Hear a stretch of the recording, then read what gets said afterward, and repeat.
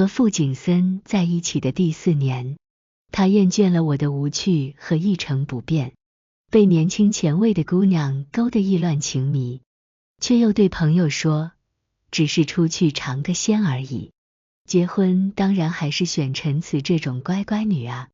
婚礼迫在眉睫，所有人都劝我顾全大局，圈子里最放浪的陈旭却拦住了我。乖乖女，敢不敢叛逆一次？3天后的婚礼上，傅景森看着我颈侧的吻痕，气得捧花都拿不稳了。我笑得浅淡，尝个鲜而已，你生什么气？不过尝过才知道，你挺无趣的，没他花样多。我没见过这样的傅景森，一向光风霁月、得体绅士的世家公子哥，如今却散乱着衬衫衣扣，慵懒靠在沙发上。染了粉色头发的漂亮女孩儿大胆跨坐在他腰腹上，仰脸送上热吻。他眉眼之间染着醉意，眼底已经一片意乱情迷，却还能在最后一刻偏过脸，让那吻堪堪落在了脸侧。景森，你玩这么疯，不怕陈词知道，只是尝个鲜。傅景森神色散漫，他知道又怎样？也是，你们马上就要办婚礼，请柬都发完了，她那样的乖乖女，顶多也就哭一哭。傅景森点了支烟，笑得毫不在意，我心里有数。结婚当然还是娶她这种乖乖女，养的小情人，却要千娇百媚才好玩。一片哄笑，凌乱不堪。傅景森微勾唇，捏了捏身上女孩软嫩的脸，把你跳芭蕾的练功服换上，给他们开开眼。姑娘笑得很娇，可人家只想穿给你一个人看嘛。傅景森也笑，可笑意却不达眼底。听话，别扫兴。那女孩儿嘟着嘴去换衣服了。我站在门外好一会儿，有人出来接电话，才看到我。嫂子来了。景森喝醉了，刚才还在念叨你呢。我往后退了一步，我就不进了，不打扰他看跳舞。那人有些尴尬，一时间没说话。大约这是我第一次有脾气，让他很意外。如他们所说，我是圈子里出了名的乖乖女。傅景森这段时间闹得荒唐，身边人都有所耳闻，但每一个人无有例外都在劝我忍。男人哪有不三心二意的？至少傅景森对你很用心，马上就要办婚礼了，你要顾全大局，顾全两家的脸面。我只觉得可笑，两家的脸面，却要我一个受害者来顾全吗？你们玩，我先回去了。嫂子，景森也就拿他们解个闷儿，别跟过来。我忍了眼泪，转身走得飞快，只是刚走到电梯处，却被人给拦住了。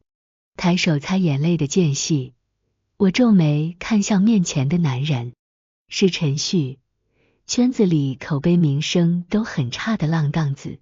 他穿着一件黑色冲锋衣和同色系工装长裤，嘴角咬着一支烟，看着我的目光很有些肆无忌惮。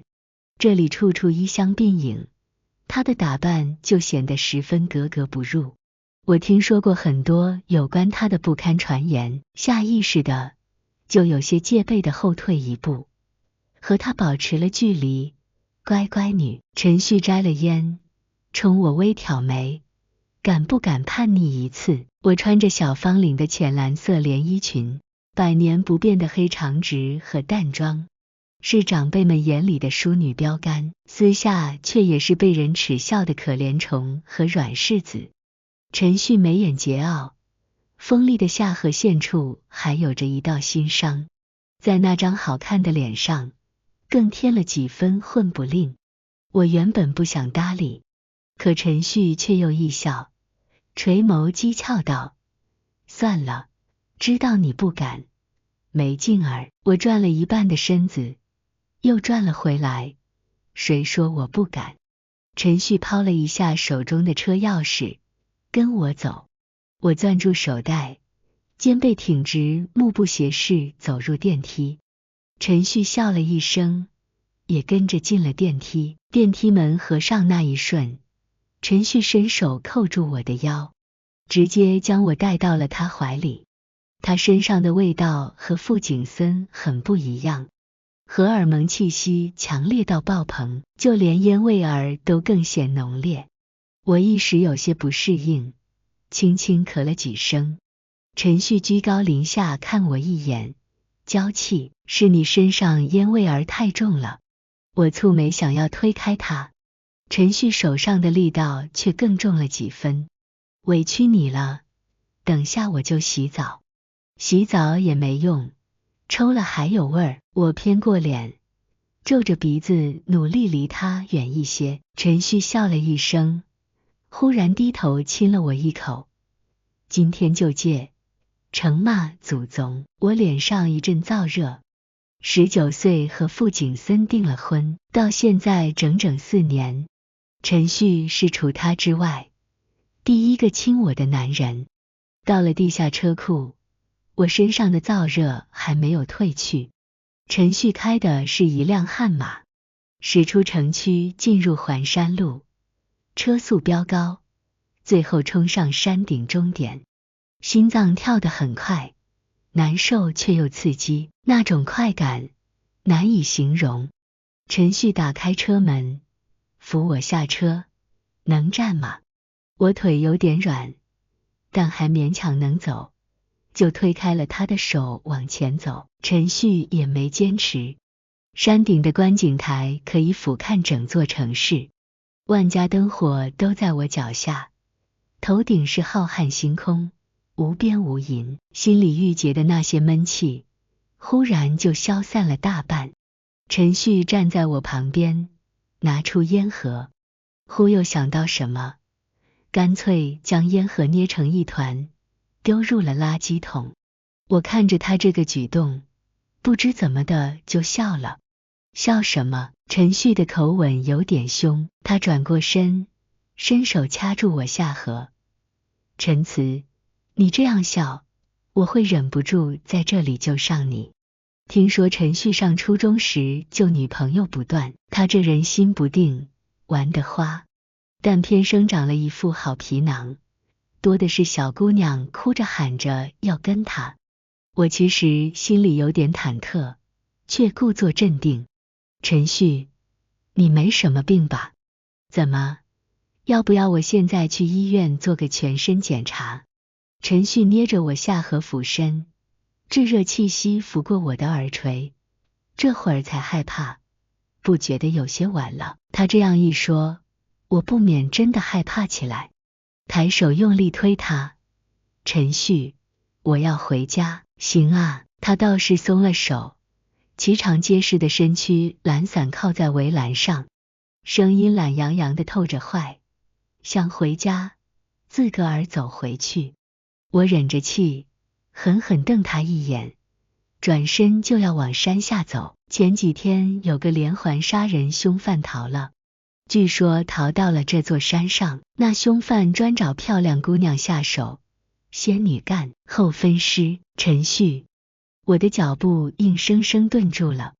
一阵阴冷山风吹来，我吓得顾不上其他，转身奔到了陈旭跟前。他大笑，却又一把搂住了我，而我还没从惊惧中回过神，陈旭就扣住我的后脑，深吻了下来。起初我很抗拒，一直挣扎，陈旭的嘴唇还被我咬了一口，沁了血。陈慈，他抬手将血抹掉，看着我的眼神却有些冷。我红着眼，又怕又委屈，我想回家。陈旭忽然笑了，回家，然后继续做个提线木偶。陈慈，你是有多能忍？我怔住了。傅景森是长辈口中的后起之秀，温文尔雅的青年才俊，可私底下的真面目却这样不堪。所有人都劝我忍，没人劝他不要辜负伤害未来的太太，只是因为傅家的门第更高，沈家高攀了。为什么我要顾全大局？就因为请柬都发了，3天后就是婚礼嘛，没人会在意一个木偶会不会伤心。没了娘的孩子，其实早在同一时刻也没了亲生父亲，没人疼他，没人为他撑腰，所以也就没了哭闹的底气。陈旭有些粗粝的指腹，将我眼角的泪痕抹去。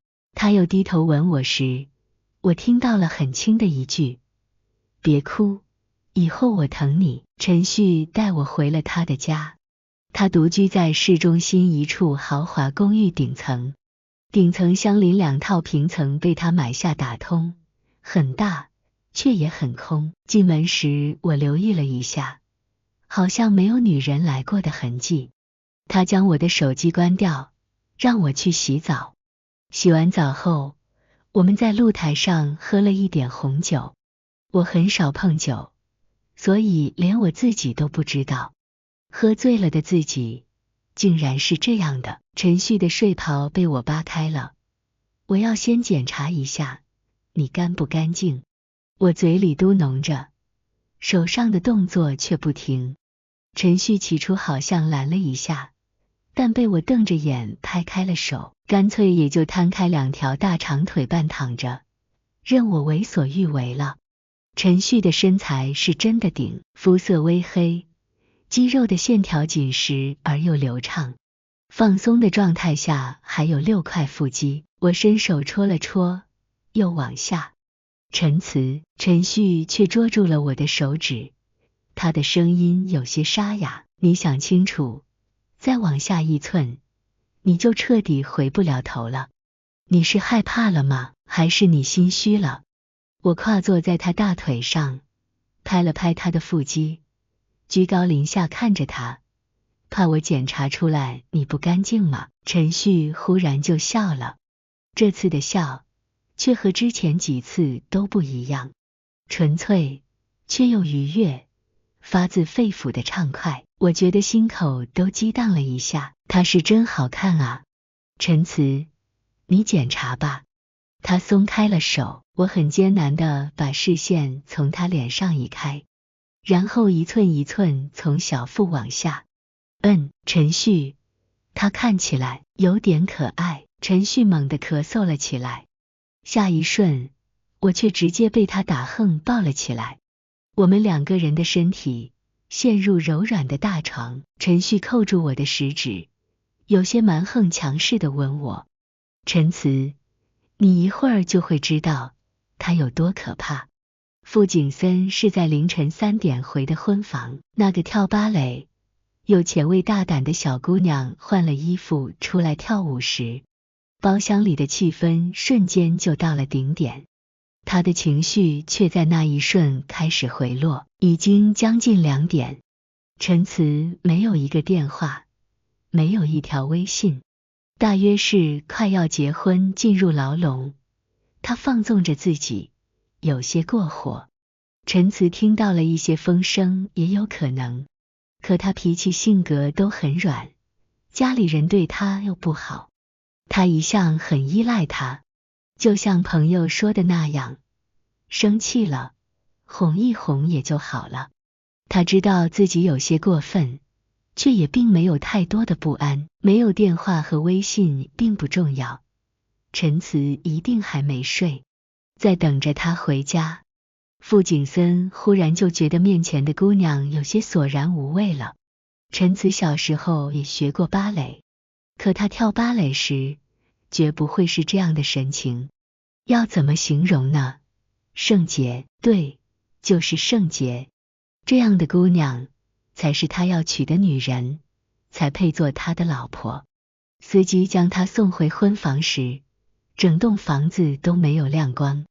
傅景森微皱了皱眉，下车时莫名的有些不安。他进了主楼，穿过客厅，上2层主卧那里。主卧的门半开着，他走进去，开了灯，暖色调的光芒铺满了整个房间。偌大的婚床上，被子平整地铺开，陈慈并不在，傅景森的酒窖突然就醒了大半。他疾步走进盥洗室，又一个房间一个房间的找过去，都没有。最后他停了脚步，拨了陈慈的电话，却提示关机了。傅景森忽然觉得一阵说不出的烦躁，他扔下手机，将领带扯开，坐在沙发上。陈慈应该是真的生气了，可能回自己家了。对，他也只能回沈家。傅景森忽然就安心了。沈家人只会劝他立刻回来，沈家人更盼着这场婚礼。他很累，头疼得厉害。陈慈如果在家，会给他煮汤、按摩、放水洗澡，但他今晚不在。不过没关系，最迟明天早上，沈家会亲自把他送回来。而这一次，他有些愧疚，所以他会好好哄他，在他家人面前给他足够的脸面。他很好哄的，他再清楚不过。我睡醒的时候已经将近中午，房子里很安静，陈旭也不知道去了哪儿。我又躺了一会儿，方才懒洋洋起床，洗漱完到露台上透气，却看到楼下花园那边，陈旭正赤着上身洗一辆重型机车。阳光很好，高压水枪喷出的水花里甚至隐约现出了一道彩虹，但最吸引人视线的却还是陈旭。密色又紧实的肌肉，线条流畅，形状上佳。一条简单的牛仔裤，裤腰稍有些松垮，就露出了整个腰腹结实有力的线条。那是一种生命力极其旺盛的、充满了野性的性感。我不由又想起昨晚那些荒唐，他后来在床上那些表现，倒是符合他的外表和人设。我神志记不住自己小死了几回，而陈旭竟还一个劲问我：陈慈，他可不可爱？你喜不喜欢？脸颊正滚烫时，陈旭已经关了水管，随意往楼上看过来。视线与他的相处，我只觉脸烧得更红，下意识就要退开，陈旭却叫了一声的名字，陈慈。他靠在机车上，随手将微湿的头发尽数向后拢去，那整张好看的脸就完全展露。阳光下，他冲我笑得畅快，却又有些得意，那股子志得意满的倦，让人恨得有些牙痒，可心底漫出的却又是无边无际的酸甜。我瞪了他一眼，转身进了房间。换衣服下楼时，陈旭已经等在餐厅。饿了吧？先吃饭。他很自然地起身，将我拉到他身边坐下。餐食无一例外都很合我的口味，这让我有些意外。只是我的胃口并不太好。3天过后，就是我和傅景森的婚礼了。沈家早已收了傅家的聘礼，这些年沈家的生意也多有仰仗傅家。说白了，是沈家需要这桩婚事，并非傅家，也并非我。只是沈家没有人关心这些。不喜欢。陈旭见我整个人都恹恹的，也搁下了筷子，带你出去吃。陈旭，我戳了戳碗里的粥，心事重重。3天后就是我的婚礼了，你还要回去？陈旭脸上没什么表情地看着我。陈慈就那么喜欢他？我不由自嘲笑了。喜欢，也许是喜欢过的吧。在最开始彼此都倾注了真心的时候，又怎会没有过真的心动？但后来对方倦了腻了的时候，又怎会感觉不到？陈旭，我抬眸看向他，眼睛微红着，却又在笑。这3天能不能让我开心的度过？陈旭似乎也想笑，似乎还想要抽支烟，但他没找到烟盒。他向后靠在椅背上，闭了闭眼，片刻后才缓缓开口： 3天后呢？陈词，3天后，让我看着你回去嫁人，就当自己做了一场梦。难道你不快乐吗？陈旭，我小声地问，却又明显的没有底气。陈旭这次笑了。陈词，我当然快乐，那不就是两全其美的好事？我故作洒脱，两全其美。陈旭轻声喃了喃，目光定定落在我脸上，笑意却又变成了之前那种。陈词，都听你的，只要你开心就好。那天晚上，陈旭骑机车载我出去兜风，我们就这样旁若无人地穿过整座城市，藏在头盔下，所以什么都不用担心。我从未感觉自己的灵魂这样自由过。当我毫无形象地挥舞着手臂放声大喊的时候，那个被包裹在重重礼教中的陈词，好像又挣脱开了一层束缚他的茧。而我也不知道，在我享受最后自由的时候，早已对我没什么感情的未婚夫傅景森，会因为我一天一夜的失联而心浮气躁。最后一次打来，陈词依然关机的时候，傅景森直接起身离开婚房，深夜约了朋友聚会。那天跳芭蕾的姑娘叫周柔。原本傅景森中途兴致不高离场后，周柔以为他不会再找自己，却没想到深夜傅景森直接来了他的学校接他。从宿舍离开的时候，周柔心底起了个邪念。傅景森出手是大方，但他马上就要结婚了，周柔也能感觉出来，傅景森对他只是一时的新鲜，总有一天他会对他弃若敝履。但周柔更清楚，自己不可能再找到比傅景森条件更优越的男人。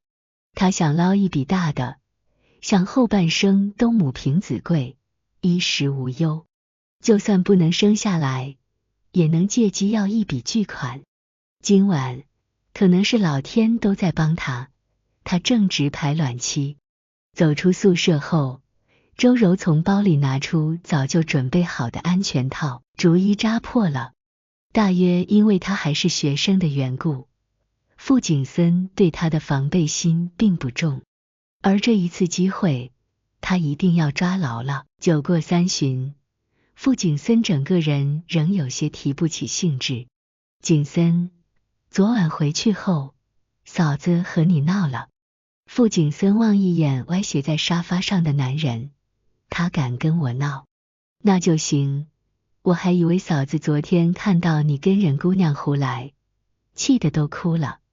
你半夜回去，嫂子肯定要和你吵呢。没想到嫂子脾气是真好，这都能忍。傅景森忽然搁下了酒杯。昨晚陈词来过。是啊，我出去接电话刚好撞见他，说了几句话。他哭了，好像是哭了，眼睛红得厉害。傅景森只觉得满腔不快顷刻间就消散了大半，原来这次是真的吃醋生气了，所以才会藏起来，电话也关机。傅景森此时心情变好，连带着看身边的周柔都顺眼多了。这姑娘今晚不知道用的什么香水，迷得他几乎把持不住。傅景森将人揉到怀里，周柔跨坐在他身上。傅先生，今晚您不会再把人家丢下吧？他捏了捏周柔的脸。今晚最后一次，跟你好好玩。为什么是最后一次？因为后天我要结婚了。结婚怎么了啊？结婚难道您就不出来玩了？傅景森轻笑一声，揽了周柔起身。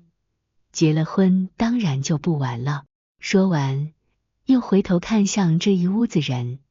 你们都听清楚了。他笑得有点浪荡，语调里却又带出了几分可笑的认真。以后我就只有我老婆一个女人。傅景森和周柔胡闹荒唐的时候，陈旭带我参加了一场小小的比赛。那些赛车手，每个人都载了自己的女友，陈旭理所当然的也载了我。旭哥，您这次怎么破例了？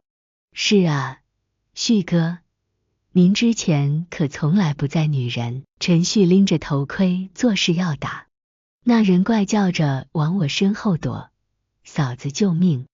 我怔了一下，下意识要解释，陈旭却看了我一眼，伸手把我拉了过去。你们别闹他，他脸皮薄。旭哥，原来你也会怜香惜玉啊，那也是因为嫂子太美。行了，比赛就开始了。陈旭不再搭理那些人，拿了头盔亲自帮我戴好。待会儿可能车速会有些快，你要是害怕了就叫停。我不怕。陈旭抬眸看我，吊儿郎当笑了笑。那你害怕了抱住我。我才不怕，刚才那一路我都没叫过一声怕。陈旭没多说，只是笑了笑。比赛开始后，我才知道之前不过是小儿科。速度飙起来，急弯漂移的时候，我终于还是吓得尖叫着抱紧了陈旭的腰。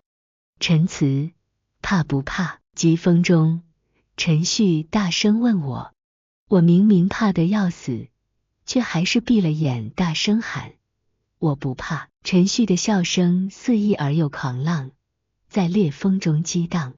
陈词，抱紧我，再抱紧点。我听话的紧紧抱住他，车速立时飙到了极限。毫无疑问，陈旭又拿到了第一。我们在终点停下时，他停了车，将我从车上抱下来。我腿软的站不住，他抱紧我，摘了头盔。明亮的光线在这一瞬间全部灭掉，只有我们头顶的星空，遥远而又暗淡。陈旭低了头，深深吻住我。陈词，我们私奔吧，你敢不敢？他那双眼亮得摄人，下颌处的那道伤，让他此刻看起来野性十足。我能感觉到他眼神里灼烫的爱意，也许是爱意。没有人可以不被他蛊惑，哪怕是最胆小最乖的陈词。其实有那么一秒钟，我很想点头，就这样抛下一切，不管不顾离开。哪怕去流浪，居无定所的生活，也好过这样任人摆布。但现实如此残酷，残存的最后一丝理智仍束缚着我。我没有回答，只是踮起脚吻了他。陈旭，我想要你。山顶的星子还有暗淡的光，但山脚下却已经是深浓的暗色，万籁俱静。唯有停在树下的那辆车内，时不时会传出细碎的嘤咛。后排宽敞，陈旭衣衫散落靠坐在车座上，一只手护着我的头顶，但很快我就没了力气，整个人软绵绵湿漉漉地趴在了他胸前。陈旭轻笑，拂开我额上湿透的发。不行了。我没有力气说话，脑子里却浑浑噩噩地想着，那么可爱的小东西，怎么就一日比一日还要可怕？我觉得自己被烫到发烧了一般，不停地出汗，不停地颤。陈旭翻身将我抵在下方，他高大结实的身躯，强悍而又有力。我这才隐隐发觉自己是慕强的。我喜欢这种绝对压制的感觉，喜欢陈旭这种强势强悍却又只会对我心软的男人。我们从前只是点头之交，同在京城，却也只有几面之缘。最亲近的相处，更是只有这短短2日。但他却好似给了我十足的安全感。明明生了张看起来就花心的脸，明明也是放浪不堪的名声，但就莫名的让人觉得可以信赖。我闭上眼，将一切都交给自己的感官。那天晚上，我和陈旭都投入到了极致，记不得什么时候结束的，只记得最后一切归于平静时，我裹着陈旭的外套，坐在他的怀中，我们就那样安静的拥抱，浅尝辄止的亲吻，等待着天亮，等待着一切回到原点。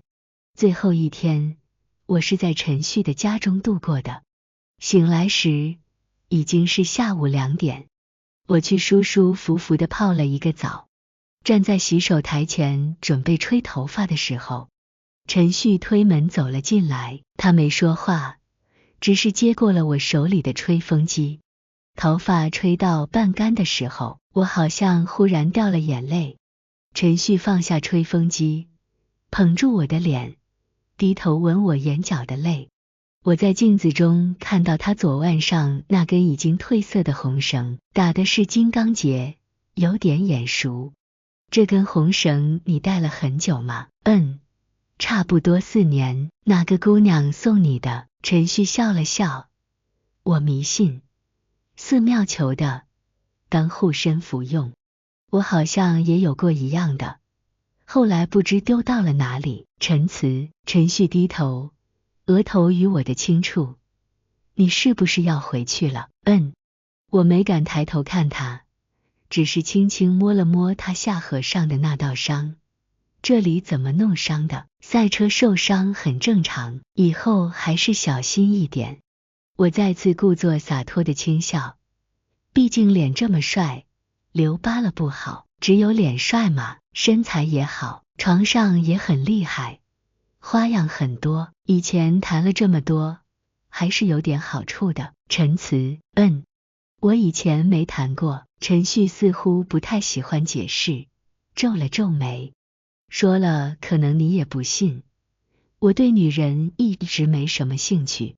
为什么？嫌吵。陈旭垂眸看着我，将我眼睫上挂着的那颗泪珠拂去。陈词，明天我在礼堂外等你，放心，我不纠缠你。你如果不来，我以后绝对不会再出现在你面前。陈旭，我想说，你别这样，本来别人已经对你戴了有色眼镜，如果再做出这种荒唐的事，你的名声就彻底毁了。毕竟我和傅景森有婚约，所有人都知道我要嫁给他。陈词，我们只活着一辈子，我希望你活得自由肆意。得知我回了婚房后，傅景森很快也赶了回来，他身上还沾染着酒气，脸上带着疲倦的憔悴，将西装外套脱掉，随手扔在了玄关处。小慈，他望着我，眼底的神色竟是许久未见的温柔。老婆，他走到我身前，半蹲下，握住了我的手。明天就是我们的婚礼了，以后我们好好过，好不好？我望着面前的男人，不能否认的是，我曾经喜欢过他，曾经对他抱有过期望，在沈家不被重视，没有得到过疼爱，很希望自己将来的丈夫可以一心一意地爱护我。我幻想过自己未来的婚姻生活，幻想过与傅景森相濡以沫，恩爱到老。只是可惜，幻想终究是幻想。我将手轻轻抽了出来，去洗澡休息吧。那你呢？我也想休息了，明天还要早起。说完，我站起身向外走。沈家接我的车子快来了，今晚按照规矩，我得住在娘家。那我送你出去。傅景森像是这世上最温柔体恤的丈夫，亲自送我上了车。我坐在车上，看他站在夜色里目送我的车子远去，也不知道这深情演出来又有什么必要。手机忽然响了几声，打断了我的思绪。我打开，是一个陌生人发来的微信好友通知。通过后，对方很快发了几张照片和视频过来。陈小姐，我原本不想打扰您的，但是傅景森做事太狠太绝了，我只是图他的钱而已。可是现在我被开除，名声尽毁，已经一无所有了。陈小姐，傅景森说他早就不爱你了，娶你只是因为你干净，他是你第一个也是唯一一个男人。相信我，你们结婚后他也不会收心的。因为陈小姐你不可能做到像我这样。我看完女孩发来的微信，才点开照片，只是匆匆一眼，我就抖着手关掉了。那些画面实在混乱不堪到了极致。在傅景森的眼里，他付了钱，所以就可以对那些姑娘为所欲为。我是不是要感谢他，就算不爱我了，却还将我当妻子尊重，没有对我做出这样恶心的事。婚礼那天，我醒得很早，也彻底的下定了决心。收拾停当之后，我从房间保险柜里拿出了几份文件，然后敲响了父亲和继母的房门。我的亲生母亲出身书香门第，但生下我不久就郁郁而终。她留给我的有很少一部分沈家的股份，和当初她嫁过来时外祖父家陪送给她的一些珠宝首饰。我留下了她生前最爱从不离身的一对羊脂白玉镯，余下的全都给了他们。沈家养了我23年，这些东西就当我回报沈家的养育之恩。父亲和继母都很意外，因为他们早就想要我母亲留给我的这份遗产了，但我一直不肯松口，总觉得这是母亲留给我最后的念想，我得好好守着。但如今我却想明白了，母亲当初是抑郁而终的，可见沈家这地方不是什么好归宿，当沈家的女儿也不是什么好事。但正如他们挂在嘴边的，既然我享受了20来年的富贵和庇佑，那么我自然应该为沈家做出牺牲。可是现在东西都给了他们，我就不欠沈家的了。傅家给的聘礼没有在我手中，傅家给沈家生意上的帮助，受益的是父亲和继母，还有继母生的弟弟，所以我亦是不亏欠傅家的。至于接下来那一团烂账，就让傅家和沈家去清算吧。父亲还不知道我的打算，十分欣慰地夸赞我要嫁人了，也终于懂事，知道回馈父母长辈了。继母也笑得热络，以后可就是傅家的少奶奶，今非昔比了，你妈妈九泉之下一定会很安慰。我笑了笑，并没多说什么。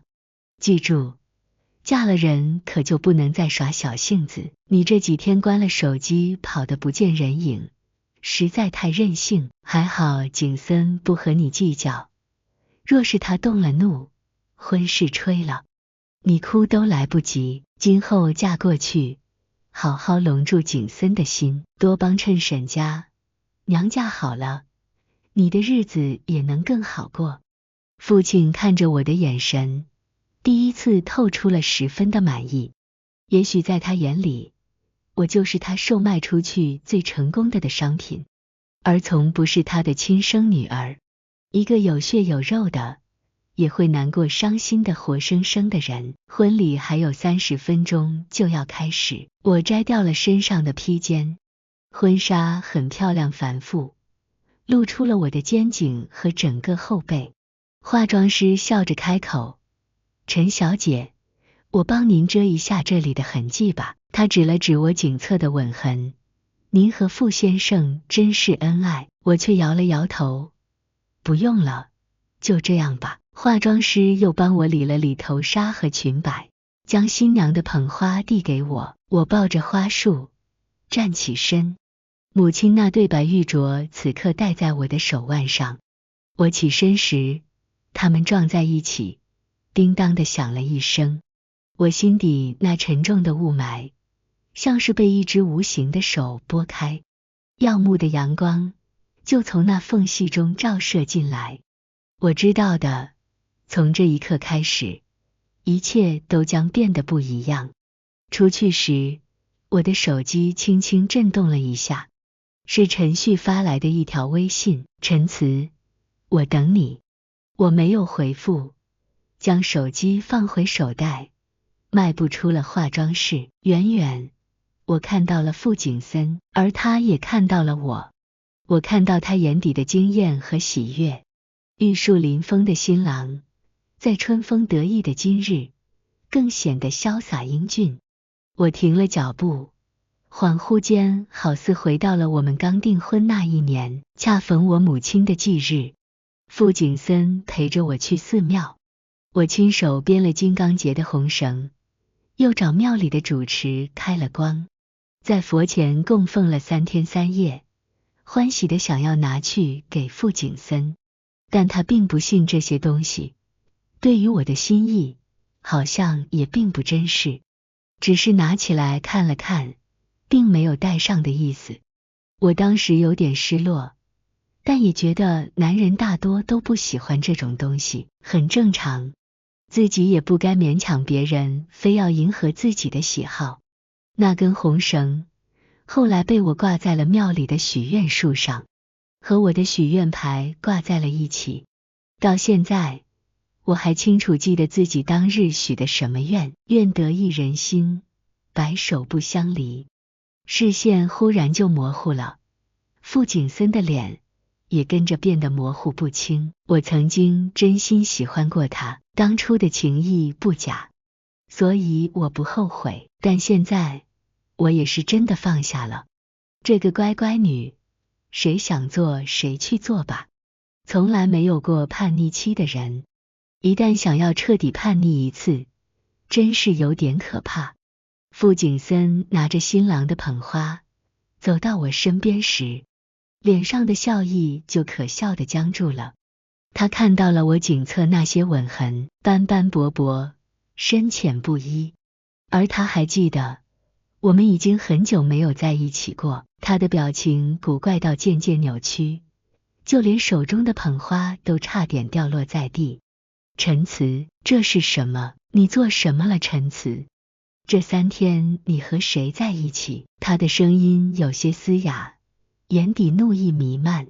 我忍不住轻笑，只是尝个鲜而已，你生什么气？还是只有你可以，我不可以？尝个鲜而已。傅景森喃喃重复一句，忽然狠狠摔掉了手中捧花。周遭的人群被这突然的变故吓得瞬间安静，沈家和傅家的长辈都看了过来。我微挑眉，笑意平静。对啊，你不是尝过了，很上瘾是不是？陈词。我缓缓向后退了一步，我也尝过了，尝过后才知道，你原来挺无趣的，没他花样多。所以我将手中的捧花放在地上，望着他，笑意更深。傅景森，我不嫁你了。说完这一句的时候，我耳边有一瞬的嗡鸣，紧接着仿佛失聪了一般，整个世界都是死一样的安静。但安静之后，世界重又变得生机勃勃。我感觉自己身上最后一层茧彻底的剥离，我的身体和灵魂都自由无比。我转身向外走，沈家众人的表情精彩极了。我父亲和继母好似完全傻了，站在那儿一动不动，直到我走出去很远，父亲的怒吼声才传来。但我没有回头，婚纱繁复的裙摆被我挽在手里，高跟鞋早就被我偷偷换成了舒服的德训鞋。我开始向前跑，穿过平整苍翠的草坪，穿过一道一道玫瑰花缠绕的拱门，最后跑出那扇大门时，我停了脚步，回头看了一眼喧嚣嘈杂的人群，好像是另一个可笑的世界。跑出这扇门，我就再不会回头了。陈旭没有开车，他难得的穿了一套黑色西装，靠着那辆重型机车。这是我第一次看到他穿西装的样子，脑子里瞬间就蹦出了4个字：西装暴徒。我是真的学坏了。这一刻心里想的竟然是，好想和穿西装的他做一次。他的头发好像特意打理过，格外的有型，好像今天他要结婚，做新郎一样。我停了脚步，站在阳光下看向他，而他也看到了我。看到我那一瞬，他立时站直了身子，一向桀骜不驯的人，却紧张地抿紧了唇，眼底的神色是狂喜，是不敢置信，更多的却又是疼惜的温柔。陈词，他很轻地喊我的名字，长腿阔步，几步就到了我跟前。我的婚纱裙摆散开，在空中划过层叠的波浪翻涌一样的弧度，周遭的绿树旋动，斑斑驳驳涂满了整个湛蓝的天幕。陈旭，我头好晕，你快放我下来！我几乎要失声尖叫，抱紧他，颤声哀求。他倒是很听话的停下了，只是停下时就狠狠吻住了我。陈词，你知不知道，昨晚我一夜都没睡，什么叫度日如年，我终于体会到了。陈旭抱我抱得特别紧，像是一松手我就会飞了一样，以后1分钟都不可以离开我的视线。不是说要我活得自由肆意吗？你只管自由肆意，我跟着你就行，一直跟着我吗？一直跟着你，不会厌倦，不会腻，不会想要出去尝鲜。老子守身如玉26年，等的就是这一天，傻子才干这种蠢事。所以你那天是第一次，我很意外，毕竟那天晚上他真不像第一次。是不是很天赋异禀，很超长待机，很让你刮目相看？陈旭很得意，却又隐约有些不好意思。我忍不住就笑了。陈旭又低头亲了亲我，你都不知道，为了不让你嫌弃我，让你舒服，我忍得多辛苦。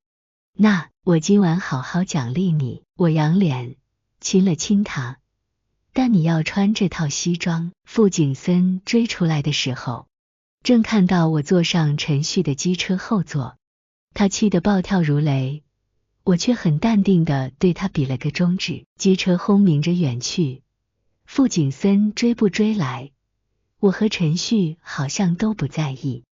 他载着我穿过闹市，不知走了多久，忽然又停了下来。那是一间很独特的私人定制工作室，陈旭带我进去，工作室的漂亮姐姐拿出了一件全手工的婚纱，十分简洁大方的款式，又巧妙点缀了芭蕾元素，我一眼看去就喜欢的不行。陈旭催我去换婚纱，我换好婚纱，那位叫薛婉的姐姐帮我把头发拆开，扎了一个光洁利落的丸子头。重新装扮好出来时，陈旭看我的眼神，把薛婉姐姐都逗笑了。好看吗？我拎着裙摆旋转，做了一个很标准的芭蕾手势，含笑看向陈旭。他怔怔看着我，却忽然间红了眼。陈旭，你怎么了？我有些意外。过了好一会儿，他好像才稳住自己的情绪。陈词，你记不记得自己有多久没有跳舞了？我呆住了。确切地说，从我和傅景森订婚后，父亲和继母就不允许我继续跳舞了。他们说，以后我要嫁入傅家做少奶奶，登台跳舞这种事不适合我的身份。他们几句话，轻描淡写的就断了我的理想和抱负。而那时候19岁的我，习惯了顺从，习惯了乖巧，努力鼓足了勇气，想要为自己争取一次。被拒绝后，也只是偷偷躲起来哭了一场，就随波逐流地接受了命运的安排。后来，和傅景森感情最好的那半年，我曾问过他，以后我还可不可以继续跳芭蕾？傅景森怎么说的？安安心心做一个养尊处优的少奶奶不好吗？跳芭蕾多辛苦，你看你的脚都变形了，你不觉得很丑吗？那时候我很喜欢他，心里眼里都只有他。女孩子总是希望自己在喜欢的人眼里是完美的，我自然也一样。此后很久，我甚至不敢让傅景森看到我的脚。陈词，你知不知道，刚才的你，整个人都在发光。眼泪掉下来那一瞬，陈旭紧紧抱住了我。我想要你做耀眼夺目的陈词，就像我第一次看到你跳舞时一样，光芒四射，无人可挡。你看过我跳舞？确切地说，你每一次表演，我都看过。我和陈旭去了很多地方，我们没有举行婚礼，却像是旅行结婚了一样。薛婉姐姐做了很多条漂亮的裙子给我。那天离开时，陈旭全都带走了。他好像特别喜欢我打扮得漂漂亮亮的去这世界上每一个美丽的地方。我不知道他从什么时候开始准备的，又准备了多久，而这份心意，也许我永远都不会知道。所以，他准备这一切的时候，又是怎样的心情？我不忍去想象，但命运恩赐，我最终还是没有错过。准备回京城的时候，已经是深秋，距离那场婚礼过去了2个月。但很显然，风波并没有过去。傅家迁怒沈家，生意上四处打压，而傅景森的反应却超出了我的想象。他接受了唯一一次媒体采访，采访中他说，我的太太陈词被人恶意蛊惑，才会做出傻事。她单纯天真，是京城出了名的乖乖女。那位陈家小少爷是什么样的名声，大家心知肚明。我不知他用了什么手段骗了我的太太与他私奔，这件事我绝不会罢休。但对于我的太太陈词，我仍愿意给他最后一次机会。只要他回来，傅家的大门仍会向他敞开，我傅景森亦会既往不咎。他的深情简直是感天动地。这一番言论一出，原本就声名狼藉的陈旭，更是到了人人口诛笔伐的地步。世人坚信我这个乖乖女是被陈旭骗了，而傅景森愿意给我一次回头的机会，我叩头谢恩都不为过。如果是从前的我，一定会战战兢兢，怕名声受损，怕洗不掉身上污点，怕被人指责谩骂，怕让逝去的母亲蒙羞。但如今的我，却已经不再在意这些所谓虚名。回京那天，我去见了傅景森。你还记得周柔吗？我开门见山的一句，傅景森的脸色就变了。他怎会不记得？那女人竟然扎破了安全套，妄想用孩子套牢他。这种下作不堪的手段和圈套，说实话，他真的见多了，所以他很轻易就识破。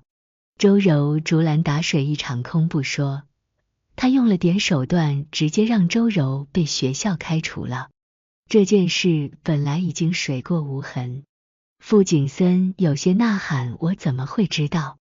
如果你和他的那些丑事不想被你家里长辈和媒体知道，就不要再让媒体散布有损陈旭名誉的那些言论。我将其中一张照片拿给傅景森看，这些照片你应该不想被人看到吧？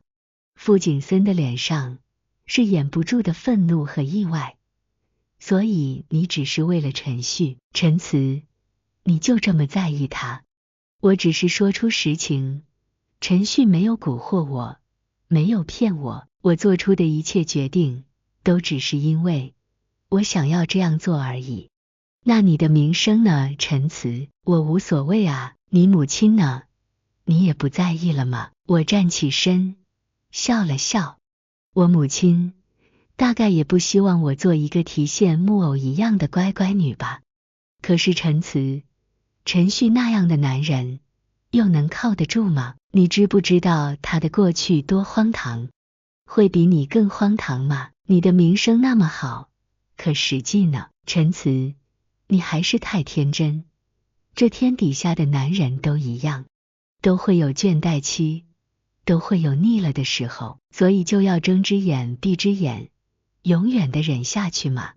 如果陈旭有一天也这样呢？他不会。你怎么这么确定他不会？我就是很确定啊。也许是戴在手上4年未摘下的那根红绳，也许是他藏在书房里密密麻麻写满了我的名字的日记本，也许是一场不漏的看我演出亲手拍下的几百张照片，也许是每一次看我的眼神都专一而真挚，也许是他让我鼓足了勇气开始追求自己的梦想。好的伴侣会让另一半越来越好，闪闪发光。傅景森只想让我做一个贤妻良母，关在漂亮的大房子里，做一个漂亮的摆设，而陈旭让我变成一个无忧无虑却又信心满满的孩子。我只管向前奔跑，而他永远都会在我身后。我和陈旭登记结婚那年，销声匿迹了很久的周柔忽然做了件大事。也许是因为生活太过磨难，也许是无法释怀对傅景森恨意太深，周柔用那些照片换取了一笔巨款，然后逃之夭夭。一夜之间，那些照片传遍了京城每个角落。傅景森声名狼藉，被家族放弃，被人取而代之。而好事者捋清了时间线之后，我和陈旭的口碑自然而然的就开始逆转。但这一切，我和陈旭仍是一样的心态，笑谈之后就不再在意。领完结婚证那天，我带了陈旭去寺庙，寺庙里有一盏长明灯，是我为母亲点燃的。陈旭和我一起跪在他的灵牌前，跪了很久。后来我起来后，陈旭让我先出去，他说他和我妈妈还有几句话要说。我不知道他要说什么，但也随他去了。等他的间隙，我又去了那棵许愿树，找到了当年我亲手挂上的许愿牌。那根红绳被陈旭偷走了，但许愿牌还在，只是我发现旁边又多了一枚，被人用红色丝线牢牢地和我那一枚绑在了一起。牌子上的字体刚劲有力，我一眼认出是陈旭的。他在上面写了2句话：陈词，可不可以早一点看到我？我握着那枚许愿牌，眼泪忽然就汹涌夺眶。